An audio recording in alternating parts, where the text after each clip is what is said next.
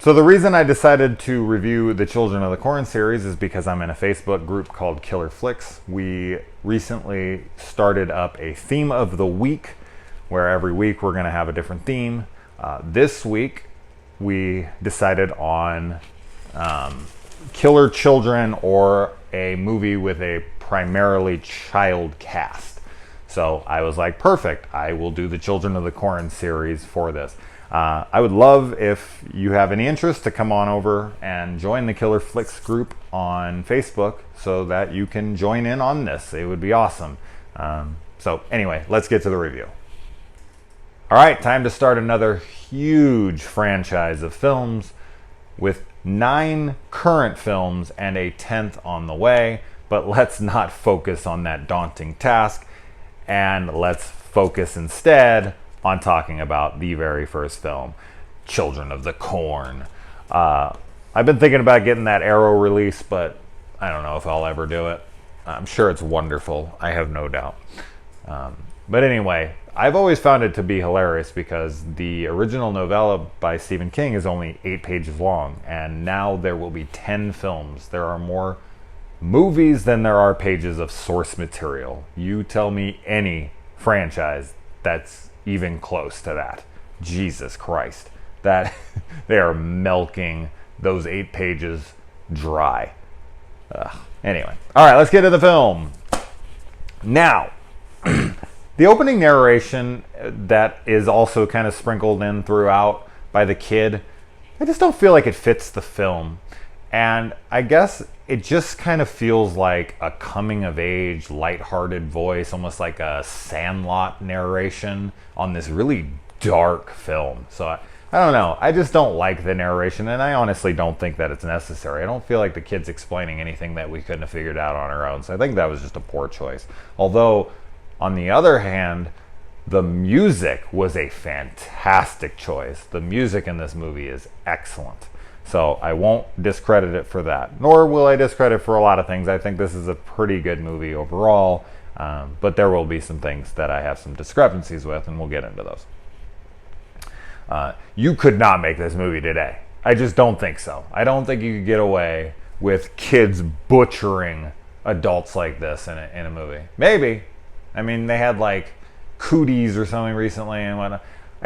But that's zombie kids. This is different. I don't know. I just don't feel like this could be made today in this politically correct society that we unfortunately live in right now. Now, Isaac, tells these kids like Malachi and the rest that they need to kill the parents. But he never specifically states that it has to be in some brutal way or that they have to suffer or anything.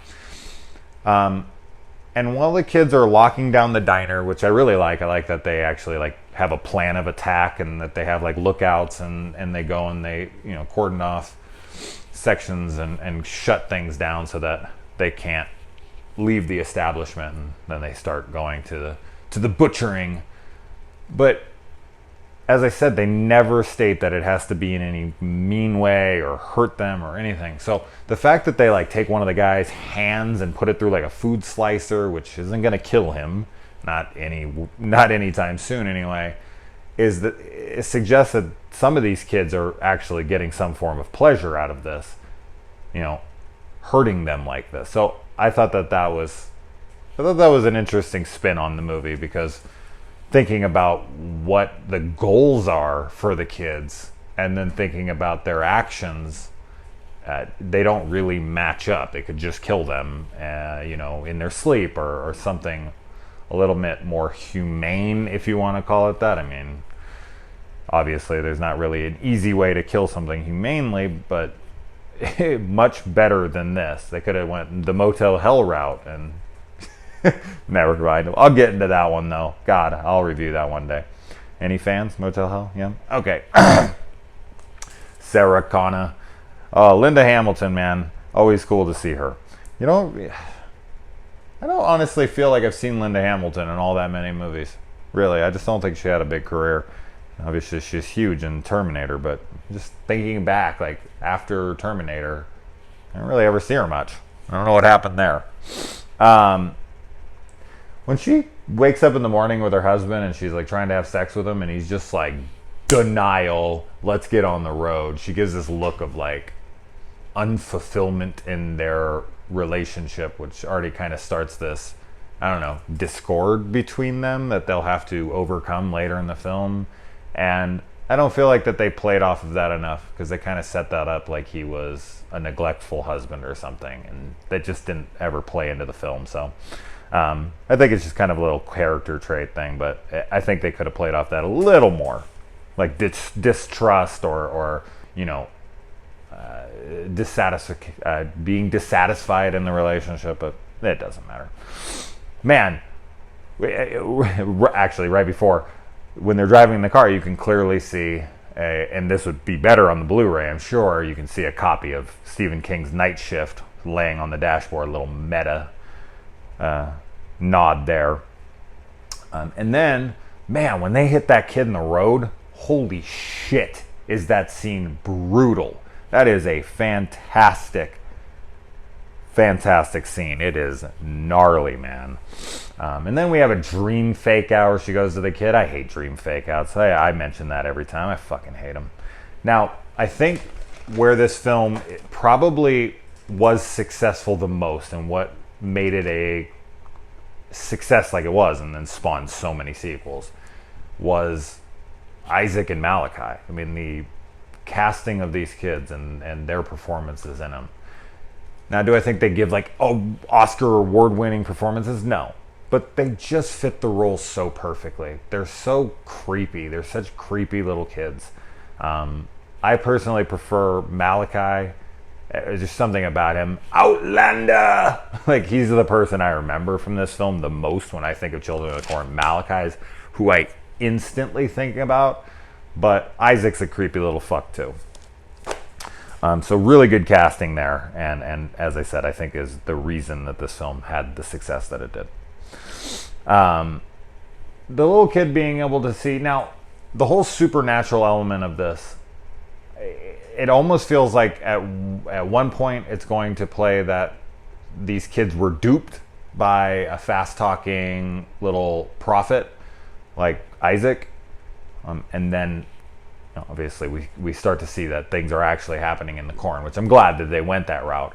But before that, we do kind of get a little bit of foreshadowing with this girl who has the sight and is able to draw pictures to predict the future. Now, granted, she could have foreseen these things because they were told to her, like, or she could, you know, just take a good guess that these kids are going to be killing everyone in town. She could have overheard them talking about it or been part of the discussions. And then when this girl comes to town and she's one of the only people left, they know they're going to take her out to the corn and kill her. So this could have just been powers of perception here, like just kind of, you know, eliminating the obvious, which, yeah, it's kind of obvious that would happen. But I don't know. As I said, once it gets into the supernatural element later on in the movie, it's like, oh yeah, I guess that kind of confirms that she does have some form of sight.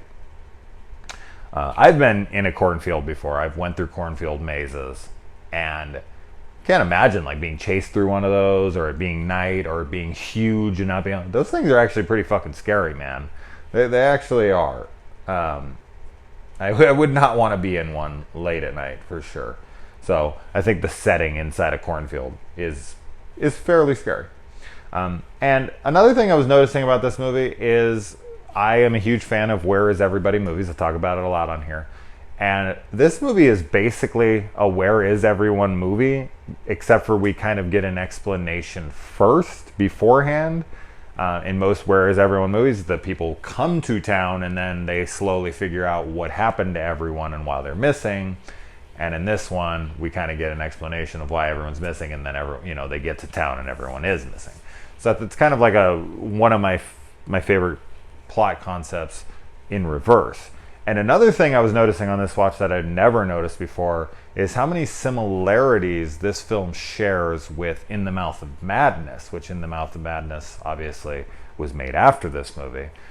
So I do feel like the writer may have gotten some inspiration from this, with, you know, a guy and a girl driving in a car cross country. They hit a kid on a bike, or hit a kid in the road, I'm sorry, and then, you know, come to town and no one's in town. They can't figure out where the hell everyone is. and then the only ones they can find are kids who are running around, and they're trying to chase them down, see where the hell they went. And so there are some, similarities going on here. I never noticed it before in previous watchings, but on this one I was like, oh shit, yeah, absolutely. And some foreshadowing here for the new Children of the Corn, when the little girl's in her room drawing the pictures that tell the future. She's listening to a song called Runaway, and the new movie is Children of the Corn Runaway. So it's silly, but I just was like, oh, that's coincidental. I wonder if that has anything to do with it. Probably not, but coincidence regardless.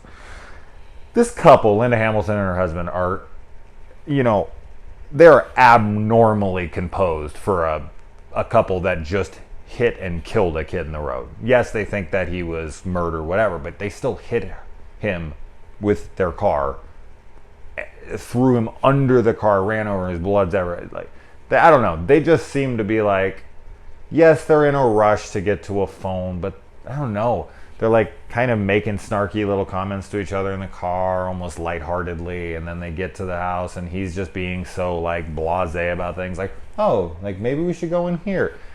If I had a kid with my car, I would be shook.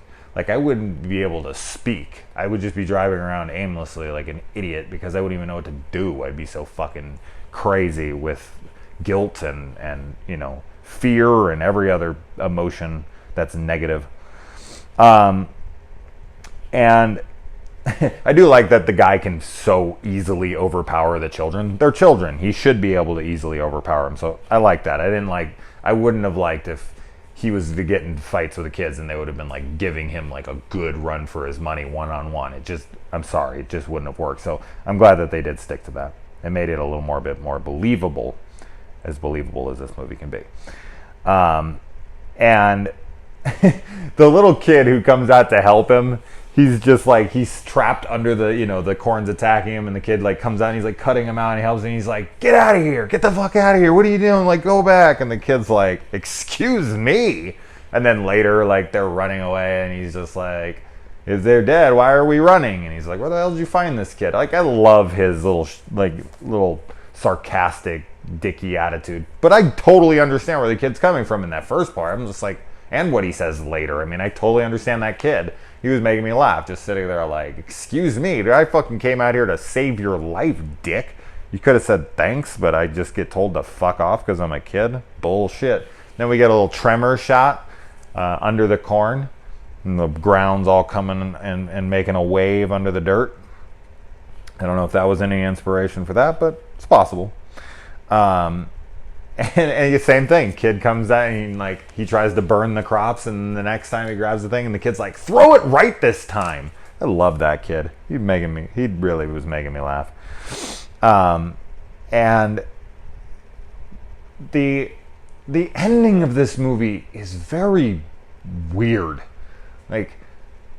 You think the kid pops up in the back seat, and you're like, oh shit, the guy's gonna get killed. This is that last second ending where the killer pops up and kills the person that you think was going to live, but she doesn't. She pops up and he's like, oh, and he knocks her out really quick. Or Linda Hamilton's character comes over and helps knock her out, and then Linda Hamilton, she just shakes her head like she's mildly annoyed, and then she's like, let's get out of here. And then they just casually stroll away as the credit, as it just says the end, right over the top of it. It is just very weirdly edited together, and the end part is just tacked on there in a place where it just felt like it could have came maybe 5-10 seconds later. It was just the end. It's so abrupt. It's actually whoa! It's jarringly. Anyway, abrupt. So yeah, Children of the Corn. Let's 9 more to go. Holy shit. All right, guys.